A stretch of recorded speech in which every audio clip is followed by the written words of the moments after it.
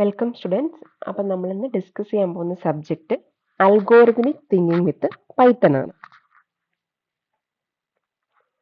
അപ്പം ഇത്രയും ടോപ്പിക്സ് ആയിരിക്കും നമ്മൾ ഈ സെഷനിൽ ഇവിടെ ഡിസ്കസ് ചെയ്യാൻ പോകുന്നത്. അപ്പം മൊഡ്യൂൾ 1 ആണ് നമ്മൾ സ്റ്റാർട്ട് ചെയ്യുന്നത്. Okay, so what is problem solving? എന്താണ് പ്രോബ്ലം സോൾവിങ് എന്ന് പറഞ്ഞാൽ? പ്രോബ്ലം സോൾവിങ് എന്ന് പറഞ്ഞാൽ പ്രശ്ന പരിഹാരമാണ്. അപ്പം നമ്മുടെ ഡേ ടു ഡേ ലൈഫിൽ നമുക്ക് ഒരുപാട് പ്രശ്നങ്ങൾ ഉണ്ടാവാറുണ്ട്. അപ്പം അങ്ങനെ പ്രശ്നങ്ങളൊക്കെ ഉണ്ടാകുമ്പോൾ നമ്മൾ എന്ത് ചെയ്യണം? ആ പ്രശ്നം ഉണ്ടാവാനുള്ള കാരണം എന്താണെന്ന് നമ്മൾ ആദ്യം ഡിറ്റർമൈൻ ചെയ്യുന്നു. We have to determine the cause of the problem. ഇപ്പം നമുക്കൊരു പ്രോബ്ലം ഉണ്ടായാൽ ആ പ്രോബ്ലം ഉണ്ടാകാനുള്ള കാരണം എന്താണ് എന്നുള്ളതാണ് നമ്മൾ ആദ്യം ഡിറ്റർമൈൻ ചെയ്യേണ്ടത്. പിന്നെ എന്ത് ചെയ്യണം? ആ പ്രോബ്ലം എന്താണെന്നുള്ളത് നമ്മൾ ഐഡന്റിഫൈ ചെയ്യണം.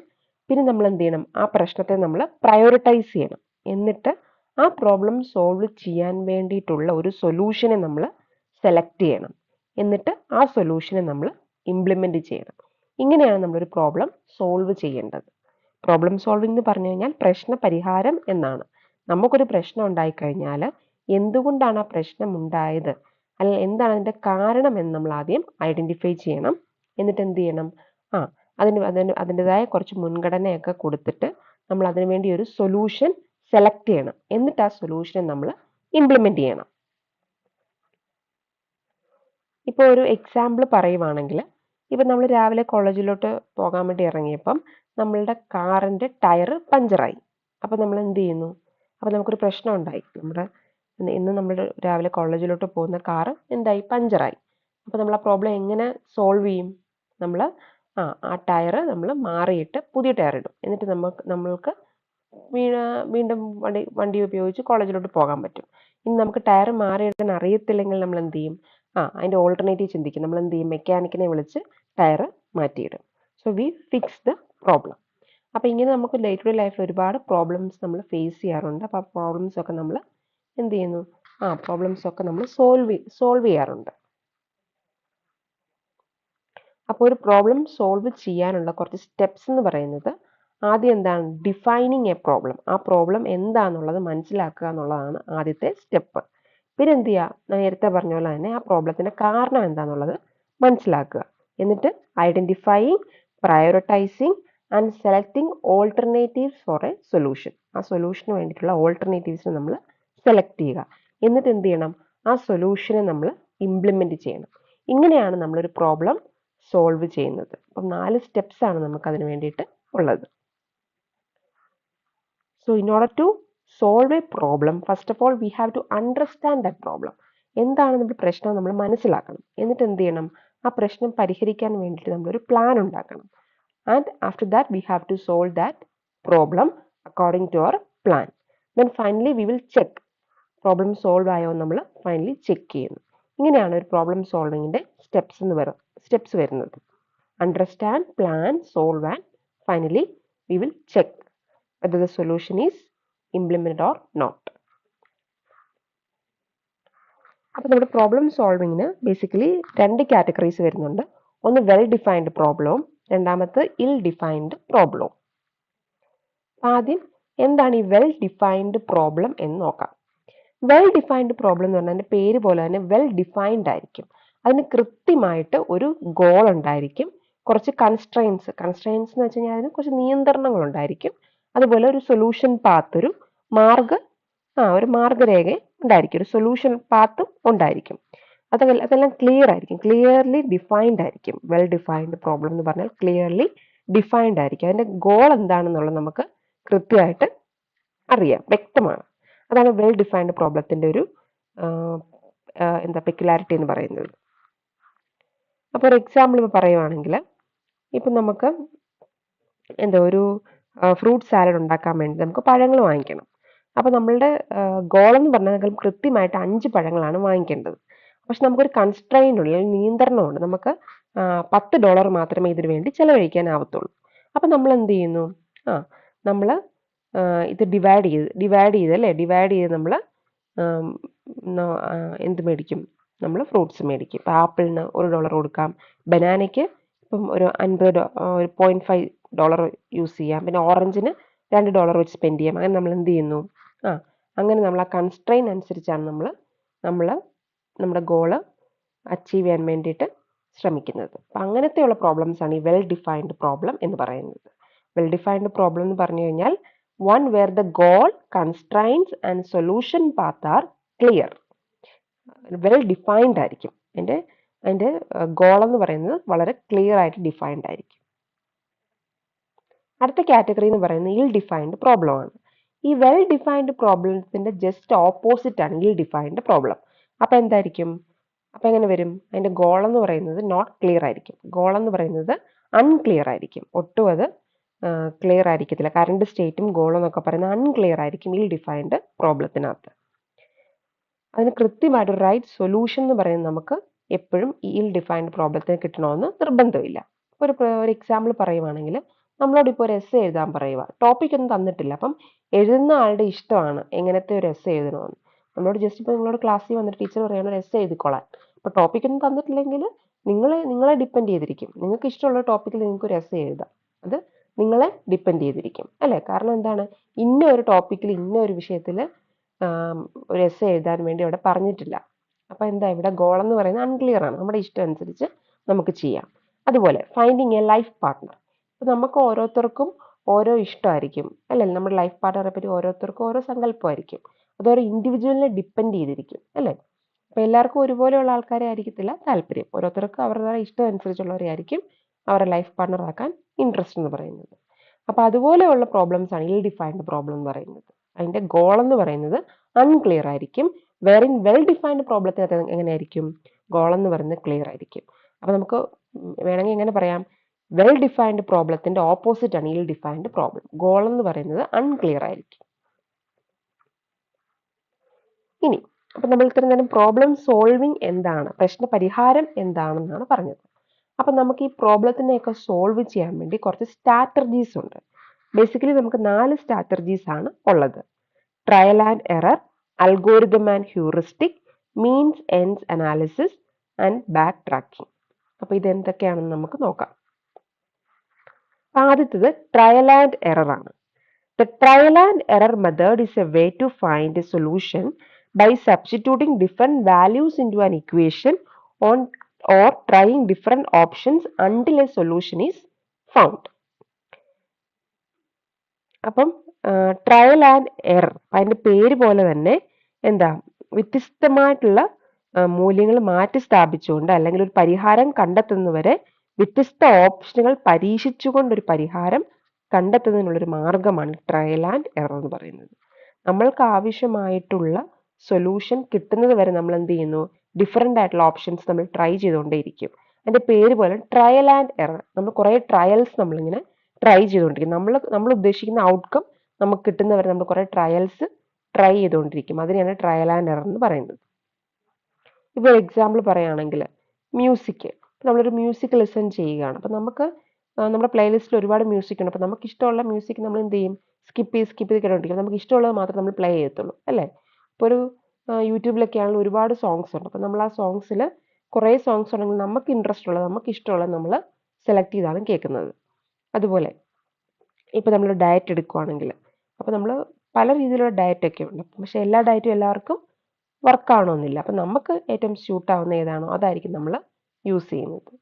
അല്ലെങ്കിൽ ഒരു സ്കിൻ കെയറിൻ്റെ കേസ് ആണെങ്കിൽ ഇപ്പം നമ്മൾ പലർക്കും പല ടൈപ്പ് ഓഫ് സ്കിന്നൊക്കെയാണ് അല്ലേ? പല ടൈപ്പ് ഓഫ് സ്കിൻ ടോൺസ് ആണ്. അപ്പം നമ്മൾ എന്ത് ചെയ്യുന്നു?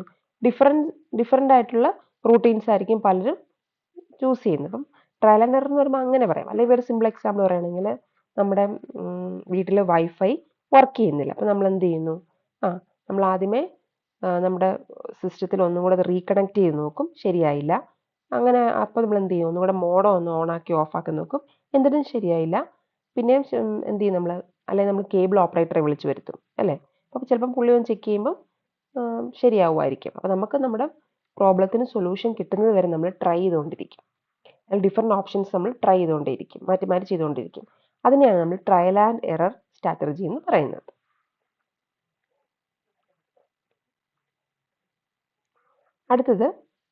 അടുത്ത സ്ട്രാറ്റജി അൽഗോരിതം എന്ന് പറയുന്ന സ്ട്രാറ്റജിയാണ്. അൽഗോരിതം എന്ന് പറഞ്ഞാൽ സ്റ്റെപ്പ് ബൈ സ്റ്റെപ്പ് പ്രോസസ് ആണ്. That is completed the same way every time is an algorithm. Algorithm എന്ന് പറഞ്ഞു കഴിഞ്ഞാൽ കൃത്യമായിട്ട് സ്റ്റെപ്സ് ഉണ്ടായിരിക്കും. അപ്പോൾ നമുക്കൊരു പ്രോബ്ലം സോൾവ് ചെയ്യാൻ വേണ്ടി കൃത്യമായിട്ടൊരു സ്റ്റെപ്പായിട്ടുള്ള സ്റ്റെപ്പുകൾ ഉണ്ടായിരിക്കും. എങ്ങനെയാണ് ആ പ്രോബ്ലത്തെ ഏത് വഴി കൂടെ സോൾവ് ചെയ്യാം എന്ന് കൃത്യമായിട്ടൊരു പ്ലാനിങ് ഉള്ള ഇതിനെയാണ് നമ്മൾ അൽഗോരിതം എന്ന് പറയുന്നത്. കൃത്യമായിട്ട് നമുക്കൊരു റൂൾസ് ഉണ്ടായിരിക്കും ഫോളോ ചെയ്യാൻ വേണ്ടി. അങ്ങനെയുള്ള സ്ട്രാറ്റജിയാണ് ഈ അൽഗോരിതം എന്ന് പറയുന്നത്. ഇപ്പോൾ ഒരു എക്സാമ്പിൾ പറയുവാണെങ്കിൽ, ഒരു സിമ്പിൾ നമ്മുടെ ഡേ ടു ഡേ ലൈഫിൽ ഒരു സിമ്പിൾ എക്സാമ്പിൾ പറയുകയാണെങ്കിൽ, നമുക്കിപ്പോൾ ഒരു എന്താ ഒരു ഫുഡ് ഉണ്ടാക്കണം. അപ്പോൾ ആ ഫുഡ് ഉണ്ടാക്കാൻ നമുക്ക് അറിയത്തില്ല, പക്ഷേ നമ്മുടെ കയ്യിൽ തന്നെ റെസിപ്പി ഉണ്ട്. അപ്പോൾ അതിന് ആ റെസിപ്പിയിൽ ഓരോ സ്റ്റെപ്സ് ഉണ്ടായിരിക്കും. എന്തൊക്കെ ഇൻഗ്രീഡിയൻസ് ആണ് വേണ്ടത്, ആ ഇൻഗ്രീഡിയൻസ് ഒക്കെ എപ്പോഴാണ് ആഡ് ചെയ്യേണ്ടത്, എന്തൊക്കെ മിക്സ് ചെയ്യണം, എന്തൊക്കെ ചേർക്കണം, അങ്ങനെ കൃത്യമായിട്ടൊരു പ്ലാൻ ഉണ്ടായിരിക്കും, കൃത്യമായിട്ട് റെസിപ്പി ഉണ്ടായിരിക്കും. അത് അൽഗോരിതത്തിൻ്റെ ഒരു സിമ്പിൾ ആയിട്ടുള്ളൊരു എക്സാമ്പിൾ ആണ്. അപ്പോൾ എന്താ കൃത്യമായിട്ടൊരു സ്റ്റെപ്പുകളുണ്ട്, എങ്ങനെയാണ് നമ്മളത് ചെയ്യേണ്ടത് എന്നൊരു കൃത്യമായിട്ടൊരു സ്റ്റെപ്പ് ഉണ്ട്. അങ്ങനെയുള്ളൊരു സ്ട്രാറ്റജിയാണ് അൽഗോരിതം എന്ന് പറയുന്നത്. എങ്ങനെയാണ് ഒരു പ്രോബ്ലം നമ്മൾ സോൾവ് ചെയ്യേണ്ടത് എന്ന് കൃത്യമായിട്ട് നമ്മുടെ കയ്യിൽ സ്റ്റെപ്സ് ഉണ്ടായിരിക്കും. പിന്നെ മറ്റൊരു സ്ട്രാറ്റജിയാണ് ഹ്യൂറിസ്റ്റിക് എന്ന് പറയുന്നത്. എന്താ ഹ്യൂറിസ്റ്റിക് എന്ന് പറഞ്ഞു കഴിഞ്ഞാൽ? Heuristic method is A problem solving approach that uses a pragmatic method to find a satisfactory solution when an optimal solution is impractical or impossible. അപ്പോൾ ഒരു പ്രായോഗികമായ അല്ലെങ്കിൽ അസാധ്യമായിരിക്കുമ്പോൾ തൃപ്തികരമായ ഒരു പരിഹാരം കണ്ടെത്താൻ പ്രായോഗിക രീതി ഉപയോഗിക്കുന്ന ഒരു സമീപനമാണ് ഈ ഹ്യൂറിസ്റ്റിക് എന്ന് പറയുന്നത്. അപ്പം അതിന് നമുക്ക് റൂൾ ഓഫ് തമ്പ് അല്ലെങ്കിൽ മെന്റൽ ഷോർട്ട് കട്ട്സ് എന്ന് നമുക്ക് പറയാം. ഇപ്പോൾ ഒരു എക്സാമ്പിൾ പറയുകയാണെങ്കിൽ, നമ്മൾക്ക് ഇപ്പം കോളേജിൽ നമുക്ക് 10 മണിയാകുമ്പോൾ എത്തണം. അപ്പോൾ നമ്മൾ കോളേജിലോട്ട് പോകുന്ന റൂട്ടിൽ ട്രാഫിക് ബ്ലോക്കാണ്. അപ്പോൾ ആ ട്രാഫിക് ബ്ലോക്ക് ഒരു 1 അവർ ട്രാഫിക് ബ്ലോക്കാണ്. അപ്പോൾ നമ്മൾക്ക് അരമണിക്കൂർ കൊണ്ട് കോളേജിൽ ചെല്ലണം. അപ്പോൾ നമ്മൾ ആ ട്രാഫിക് ബ്ലോക്കിൽ ഇരുന്നാൽ കൃത്യമായി നമ്മൾ കോളേജ് ചെല്ലുമ്പോൾ അറ്റൻഡൻസ് ഒക്കെ നഷ്ടപ്പെടും. അതുകൊണ്ട് നമ്മൾ എന്ത് ചെയ്യുന്നു?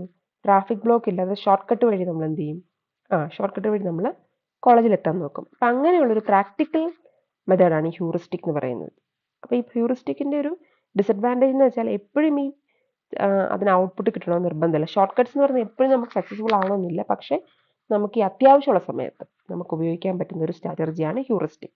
നമുക്ക് സമയം കുറവാണ്, അപ്പം അതുപോലെ നമ്മൾ വളരെ അത്യാവശ്യത്തിലാണ്, അങ്ങനെയുള്ള സമയത്ത് നമുക്ക് ഉപയോഗിക്കാൻ പറ്റുന്ന ഒരു സ്ട്രാറ്റജിയാണ് ഹ്യൂറിസ്റ്റിക് എന്ന് പറയുന്നത്. ഇപ്പോൾ നമ്മൾ ട്രാഫിക് ബ്ലോക്കിൽ പെട്ടുപോയി കഴിഞ്ഞാൽ നമ്മൾ സ്വാഭാവികമായിട്ടും എന്ത് ചെയ്യും?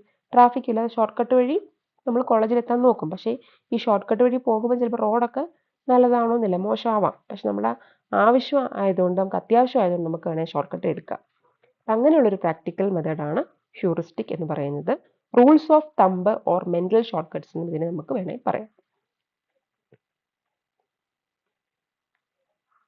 അടുത്ത strategy means ends analysis is a simple tool that helps you to identify the practical steps needed to solve a problem or to reach a desired state. അപ്പം മീൻസ് എൻഡ് അനാലിസിസ് എന്ന് വെച്ച് കഴിഞ്ഞാൽ, നമ്മൾ നമ്മുടെ ഗോളിനെ സബ് ഗോൾസ് ആയി divide ചെയ്തിട്ട് അവസാനം ഈ സബ് ഗോൾസിനെല്ലാം കമ്പൈൻ ചെയ്ത് നമ്മുടെ ഗോളിനെ നമ്മൾ അച്ചീവ് ചെയ്യുന്നു. ഒരു എക്സാമ്പിൾ ഇപ്പോൾ പറയുവാണെങ്കിൽ, ഇപ്പം നമ്മൾ കോളേജിൽ പഠിക്കുവാണ്. അപ്പോൾ കോളേജിൽ പഠിക്കുവാണെങ്കിൽ നമ്മുടെ അൾട്ടിമേറ്റ് എയിം അല്ലെ അൾട്ടിമേറ്റ് ഗോൾ എന്ന് പറഞ്ഞാൽ എന്താണ്? യൂണിവേഴ്സിറ്റി എക്സാമിന് പാസ്സാവുക എന്നുള്ളതാണ് വെക്കുക. അപ്പോൾ നമ്മൾ ആ യൂണിവേഴ്സിറ്റി എക്സാം പാസ്സാവണമെങ്കിൽ നമ്മൾ എന്ത് ചെയ്യണം? നമ്മൾ ആദ്യം ഫസ്റ്റ് സീരീസ് എക്സാം പാസ്സാവണം, എന്നിട്ട് നമ്മൾ രണ്ടാമത് സെക്കൻഡ് സീരീസ് എക്സാം പാസ്സാവണം. അത് കഴിഞ്ഞിട്ടാണ് യൂണിവേഴ്സിറ്റി എക്സാം വരുന്നത്. അപ്പം ഫസ്റ്റ് സീരീസും സെക്കൻഡ് സീരീസും നമ്മൾ നല്ലപോലെ പഠിക്കുവാണെങ്കിൽ ഓട്ടോമാറ്റിക്കലി നമുക്ക് ഫൈനൽ എക്സാം എന്താവും?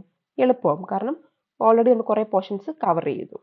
ഫസ്റ്റ് സീരീസ് നമ്മൾ 2 മൊഡ്യൂൾസ് കവർ ചെയ്തു, സെക്കൻഡ് സീരീസ് ഒരു 3 മൊഡ്യൂൾസ് നമ്മൾ കവർ ചെയ്തു. അപ്പം ഫൈനൽ എക്സാം വന്നപ്പോൾ 5 മൊഡ്യൂൾസ് നമ്മൾ കവർ ചെയ്തു. അപ്പം അങ്ങനെയുള്ള ഒന്നാണ് ഈ മീൻസ് ആൻഡ് അനാലിസിസ് എന്ന് പറയുന്നത്. നമ്മുടെ ഗോൾ എന്താണോ ആ ഗോളിനെ നമ്മൾ സബ് ഗോളായിട്ട് ഡിവൈഡ് ചെയ്ത് അവസാനം എന്ത് ചെയ്യുന്നു? കമ്പൈൻ ചെയ്യുന്നു. അല്ലെങ്കിൽ മറ്റൊരു എക്സാമ്പിൾ ആണെങ്കിൽ, ഇപ്പം നമ്മളൊരു 3 ലെയറുള്ള ഒരു കേക്ക് ഉണ്ടാക്കാൻ പോവുകയാണ്. അപ്പം ഒരു ലെയർ വാനിലയാണ്, ഒരു ലെയർ ചോക്ലേറ്റ് ആണ്, ഒരു ലെയർ സ്ട്രോബെറി ആണ്. നമ്മൾ എന്ത് ചെയ്യുന്നു? ആദ്യം നമ്മൾ ചോക്ലേറ്റ് ഉണ്ടാക്കി, പിന്നെ നമ്മൾ വാനില ഉണ്ടാക്കി, പിന്നെ നമ്മൾ സ്ട്രോബെറി ഉണ്ടാക്കി, എന്നിട്ട് അവസാനം നമ്മൾ എന്ത് ചെയ്തു? ഇത് മൂന്നും കൂടെ കമ്പൈൻ ചെയ്തു. അപ്പം അങ്ങനെയുള്ള ഒരു സ്ട്രാറ്റജിയാണ് ഈ മീൻസ് എൻഡ്സ് അനാലിസിസ് എന്ന് പറയുന്നത്.